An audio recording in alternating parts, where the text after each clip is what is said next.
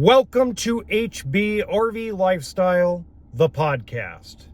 I am the host, the Honey Badger, here to give it to you straight and transparent about the RV business, as well as other things. Camping World did something that I'm very proud of. Whether you love Camping World, hate Camping World, or somewhere in between, this one thing they did, we should all be proud of. But before I get to that, I have two announcements. Announcement number one is that this will be a twice-a-week show now. Because of my hectic schedule, I'm going to live stream every episode on Wednesdays and Sundays. So you can watch it anytime during the week because it'll pop up in your feed. But make sure that if you're subscribed to this podcast, that you've hit the notification bell so you can be notified when that live stream is uploaded. So every episode from now on is not going to be pre-recorded. It's going to be a live show, as if we're doing live TV or live radio, okay? A lot of that has to do with my hectic schedule. It's a good kind of hectic, guys, but it's like I feel like every one of my podcast episodes is in the car. And I believe if I keep to a live stream schedule, I probably will be able to do more studio, travel trailer, fifth wheel, or even park or campground backgrounds rather than, oh crap, I forgot to record my episode. Record, I'm sitting in the car. The second announcement is that I'm going to be finished with the book probably in the next month and a half. I'm through the first 9 chapters. There's 12 chapters to it. So I'm about 2/3, in my opinion, I'm 2/3 of the way there. I'm also going to do on the main channel or on this channel or both, I'm going to create a read along. So it's going to be like an audio book. And you could purchase the audiobook or the episode of it by becoming a member of the podcast or a member of the channel. It's $24.95 per month.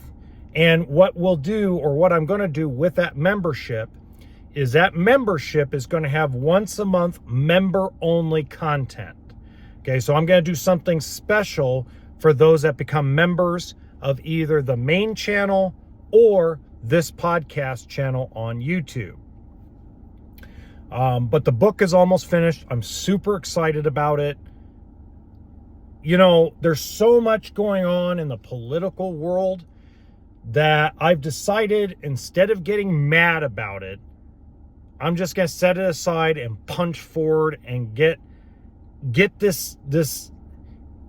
I want to be a part of the industry moving forward and helping the industry, whether it's the community members and the factory and the dealers. I want all three of them to have an education, because I think that one of the biggest things we are missing in the RV industry is real conversations, real talk.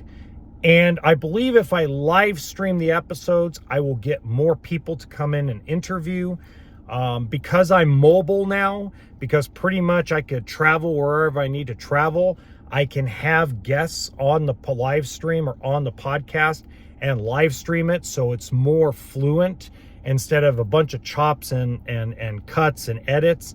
I'll save the chops, cuts, and edits for the shorts that I got a guy that's going to do, help me show me how to cut them up to make shorts so I can promote the podcast. But there's a lot going on behind the scenes right now, and I'm extremely stoked about it, because I believe if we have real talk and we can expand this podcast and expand the main channel, I believe the industry will get better. And I believe other channels will already follow along. There's already a channel, a massive RV channel, that has taken what I'm doing on the main channel and made it theirs. They pretty much, like the rest of the RV industry, they researched and duplicated what I'm doing. I'm not going to name the person. No, it's not one of the guys that's a corporate RV dealership guy. It's actually an independent guy. And He has pretty much copycatted my style of doing a walkthrough video, which I don't take it personally like, oh my God, you're copycat. No, I thought that was the most like, wow, I've inspired someone to do things without having letters thrown in your face and all kinds of weird transitions like, whoa, whoa, whoa, whoa. You know, I like to do my walkthroughs with really no like jumping around and all these like words coming out of the screen. I do have a channel like that for those folks that do like those things, and I do short version content like that. But my 10-minute, 12-minute walkthrough videos, my podcast, or this podcast right here, I do my best not to edit anything too dramatically because, you know, you miss out on the context of things. And, you know, do people like the long stuff? Yes. Does everybody? No. I get complaints all the time. You need to just get straight to the point of things. Okay. I have a channel for that. It's over here. Okay, let's get to Camping World. So first off, oh, by the way, I forgot to say, recalls. I put them in the description box below. Nothing really dramatic. Okay, 3 recalls.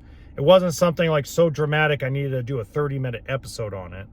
But I believe Forest River and then a couple other independents are in there. So before I get to Camping World real quick, I do want to say that the president of New Camp has stepped down. I met Scott, God, years ago, probably 10 years ago. I met Scott in Indiana. It's really sad that he's stepping down from New Camp because I believe he took that company into a direction of high quality, good stuff. And you've heard me talk about New Camp in the past, that I believe them and Outdoors RV have found this small niche of customers. They're super expensive, super high quality, but just enough, they build just enough to satisfy their market. They don't overbuild, they don't underbuild. They build they just learn what their sweet spot is. And I just think it's sad to see companies like that start restructuring. Okay. It's sad that a lot of people on the factory side, even under the big corporate umbrellas like Thor and Forest River and Winnebago, there are people that have been working for Forest River, Coachman, Keystone, all these companies, and I'm not going to tell you specifically which ones, but I will say that a lot of people are re-interviewing for their job.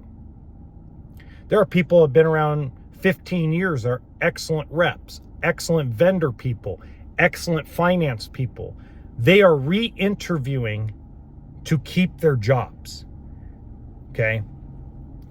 Now, at the end of the day, what I'm going to say about that is it's not these entry-level guys' jobs that are the problem. Okay? Under the big corporate umbrellas, it's what we call the super GMs. This is their fault. Okay? This is the vice presidents of the company's faults. This is not the guys that are on the road. Now, I know last episode I talked a lot of crap about the guys drinking and doing all this crap, and they do have blame for this. But they are not the reason why the RV industry got so screwed up when it comes to inventory, when it comes to frame failure, when it comes to parts problems, when it comes to recall issues. This has nothing to do with the guys at the bottom. But as we know, shit rolls downhill. So the super GMs, the VPs of the company, they should be resigning. Not these guys that have been busting their ass for the last 3 or 4 years. Okay? And by the way, one of these guys, not going to tell you which one or which umbrella, because that's not fair. at least I won't say yet, one of these screwballs is the one that tried to cancel me. And he or she is one of the biggest problems in the industry because of the words, a stuff dealer is a loyal dealer.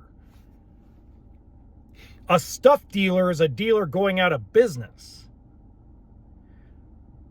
You had 2 years to get this straight. 2 years to get this right. And instead of looking in the mirror and realizing you're the problem and either fix it or leave, you've decided you're going to let the shit roll downhill. This is why and we're going to get to Camping World here in a minute, but let me talk about Camping World.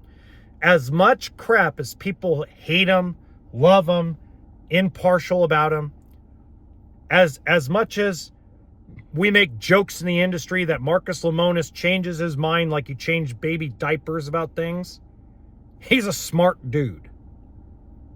And without Camping World and the way they've corporately structured things, the way they look at inventory, the way they look at how designing dealerships, designing programs to move inventory, without Camping World, these manufacturers would be more screwed than they are right now.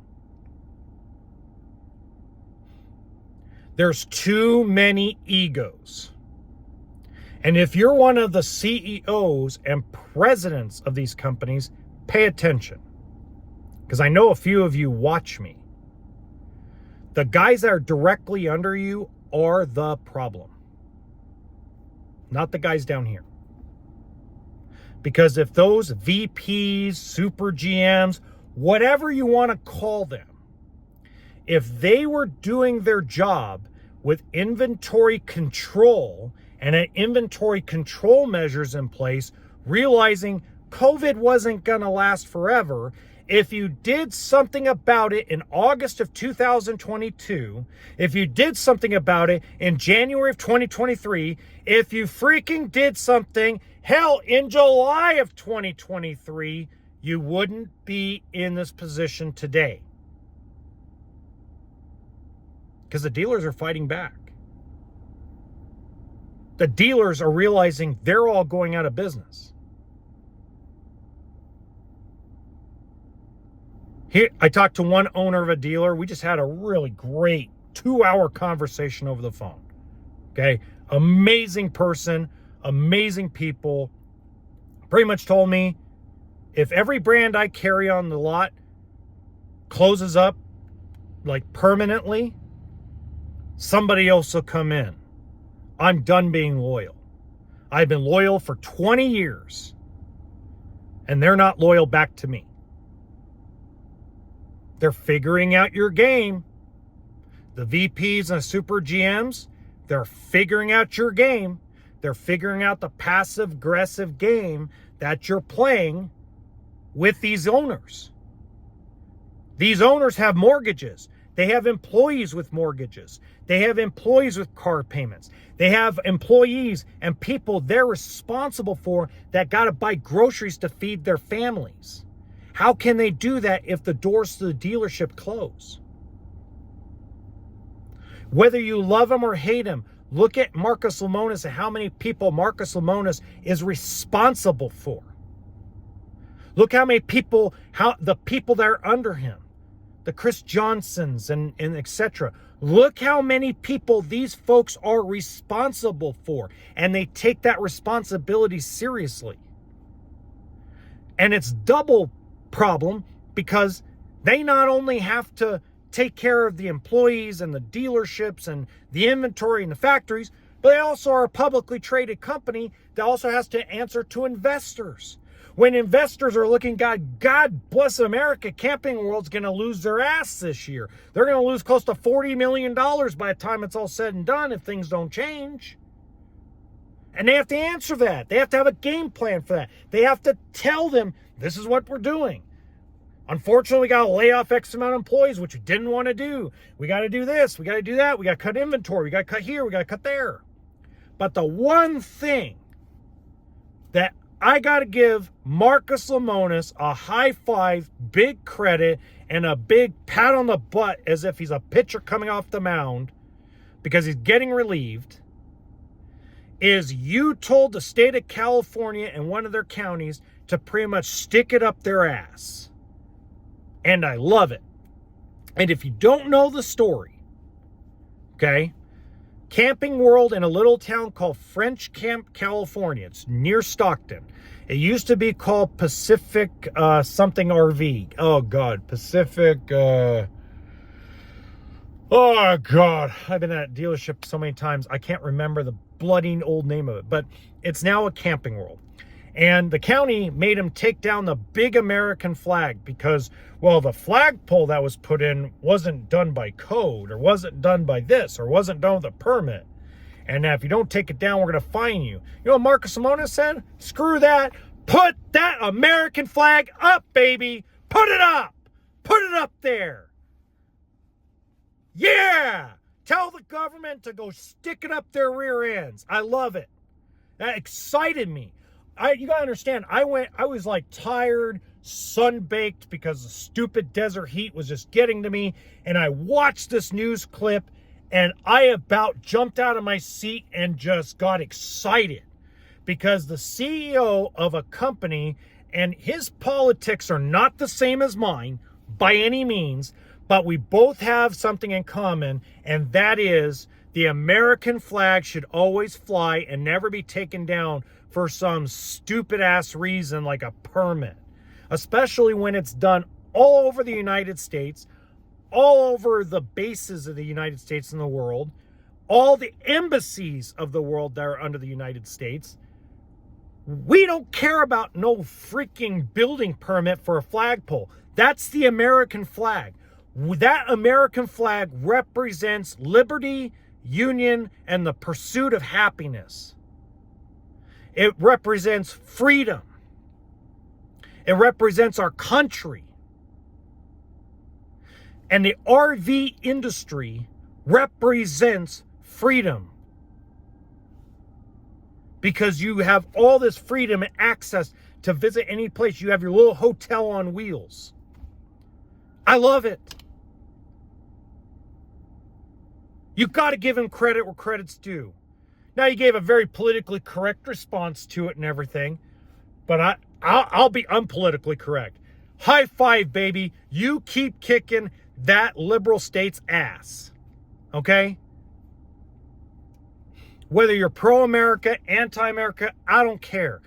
I'm excited about that because when I went to school, we stood up for the Pledge of Allegiance. When I went to school, we saluted people that served in our military. We thanked them for protecting our freedom. We thanked veterans for their service and putting their lives on their line and sacrificing years of their life to serve the military. I don't care if it's the Coast Guard, the Marines, the Navy SEALs, the Army. I don't care if you're a Navy guy who was driving a small little boat to take Marines to a training center. I don't care what you did. I salute you. You're the one. You're somebody who sacrificed for this country. And I think the biggest respect we can give our veterans is to fly that flag high and represent the country we love, the country we represent, the citizens we represent. We are a country of immigrants. We are a proud country of immigrants. I don't care what side of the political aisle you're on. So for the RV industry to stand up, one of the largest figures in the RV industry to stand up and give the state of California the middle finger, I salute you, sir. And that's the biggest problem we have. We have issues in this industry where there's too much passive-aggressive crap. Now, let me go after the dealers for a minute, okay? I gave the factories their crap. Let's talk about the dealers. The dealers need to get off their high horse a little bit, Okay? They were half responsible for all these problems, for all of these issues. They were half responsible for it. They were a part of the problem during COVID because they ordered so much crap and the factories built them that they didn't. And again, dealers need to understand this too. You could have done something 2 years ago too. In August of 2022, all the 20 groups could have gotten together and said, we're not ordering another thing. We're done. If Camping World overtakes us, if Blue Compass overtakes us, if RV Funtown or RVR or whatever you want to call these folks, if they take us over, so be it. We'll open up again years from now.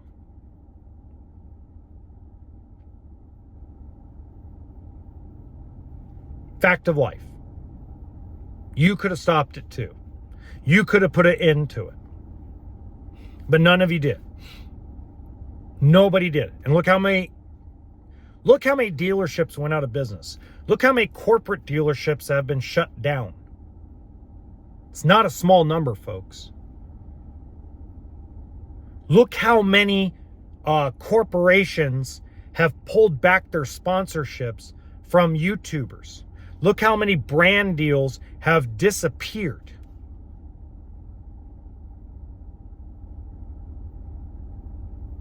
All we had to do as dealers, all they had to do as the factory, was 2 years ago recognize 100% that the industry was going to slow way the hell down and stop freaking ordering. Stop taking product. Stop building product. If the factories in August of 22 stopped building product from August of 22 to February of 22, never built another thing, we'd be out of this already. We'd be so short on inventory, they'd have to have factory people come in and pretty much at the end of the day, oh, something going on behind me. Ambulance, fire, wow. Well, let's make this quick. At the end of the day, we be building 2025s in mass quantities. Not wondering how many 2025s are really going to get built. Not wonder whether next year the RV industry is going to even lose many more dealers. Were we going to lose dealers? Yes. Were we going to lose brands? Yes. But we've been on a lot smaller scale if everybody recognized all the red flags that happened from January of 22 to July of 22. When you recognize all the shows slowed so down that people were not buying because interest rates have first just taken off. The recognition that you made all 1.3 million RVs in a 2.5 year period.